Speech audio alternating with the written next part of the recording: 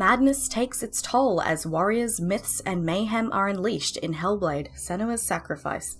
Developed and published by Ninja Theory, Hellblade is a third-person action-adventure game that takes us on a psychological journey to the very core of insanity. Ruthless battles and uncanny illusions plague our every step as we delve further down the rabbit hole and into certain doom. We play as the unrelenting Celtic warrior Senua, who embarks on a nightmarish vision quest to the gates of Norse hell in a bid to save her dead lover's soul from torment. Senua is relentlessly pestered by multiple voices that are a symptom of her acute psychosis, which is a subject that permeates the entire game. He's there, you know it. There's no doubt about it. Lost. The source of the darkness is in Helheim, and the goddess Hela holds his soul there. Senua's journey becomes highly personal as her visions take on the form of psychotic manifestations formed from her very own memories and experiences, making you question what's real or imaginary.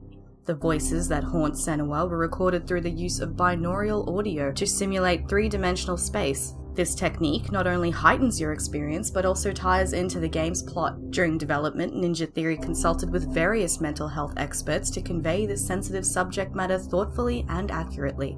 Hellblade is set in the Viking Age and is brimming with mythological tales and legends. The game's dynamic character Druth will continuously fill your head with riveting stories of Norse lore upon finding the many lore stones scattered throughout the game. The Northmen say that Odin and his brothers killed Ymir, and that the world of men was formed from his corpse. They made his bones into stone, and his flesh into earth, and his blood into the salt sea. They set his skull to be the bowl of the sky, with his brains for clouds. Odin and his brothers caught the sparks flying from Muspel and made them into stars.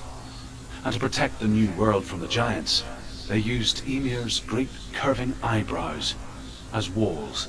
Senua's story is one that is shrouded in mystery that very slowly takes form.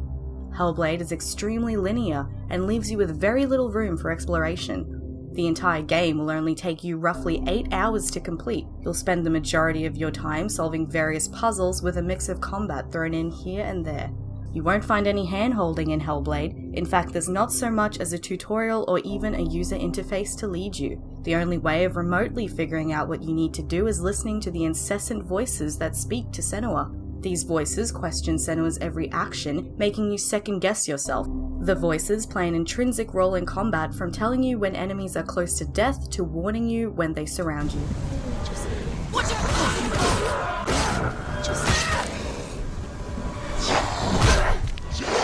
Take him down! Take him down now! Each time Senua succumbs to death, a black rot will start to creep farther up her arm until it reaches her head. Die too many times and the game tells you that you'll be forced to restart your adventure from the very beginning. This is the first of many deceptions designed to make your experience all the more tense. Although the voices sometimes help Senua, they also put her down when you've taken too many hits, almost in an attempt to psychologically thwart you when a fight may not be turning out as you'd planned. People die!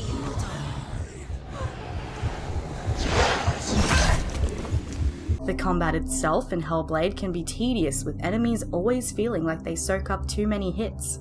Fights become more challenging as different enemy variants are introduced, making the combat feel claustrophobic when more foes overwhelm you at once. Battles can be unbearably close-quartered, however the flow of combat always remains the same. More often than not, you'll feel as though you're profusely mashing buttons to stay alive. Although the act of combat can be tiresome at best, the actual swordplay mechanics alone are intuitively designed. You can block and dodge incoming attacks, as well as time parries and utilize combos. The only skill Senua has at her disposal is her focus ability, which when used in combat can temporarily slow down time, enabling you to hack and slash through enemies with ease. While the combat may leave much to be desired, the puzzle-solving sections of the game are a different story.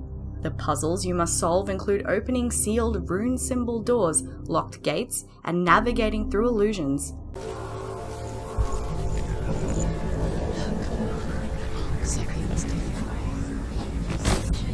The symbols you must find to unlock doors are particularly interesting, as Senua will have to match the same runic symbol that exists in plain sight around you.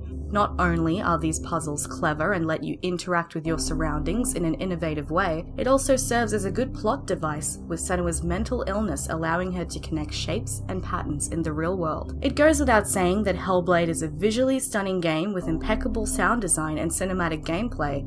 The game's delicate theme of a person suffering from psychosis is thoroughly personified, completely immersing you into Senua's character. Unfortunately, its repetitive combat and limited exploration make Hellblade fall a little short.